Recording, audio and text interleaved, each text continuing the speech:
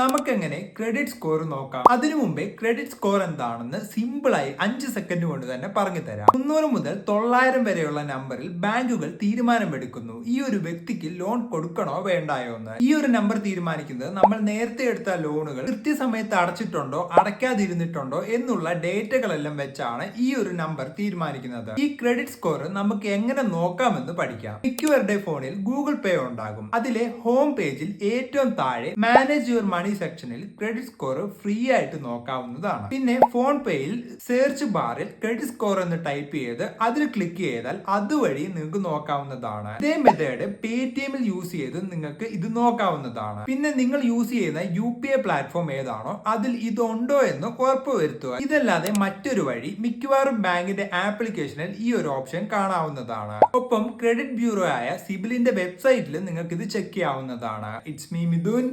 By.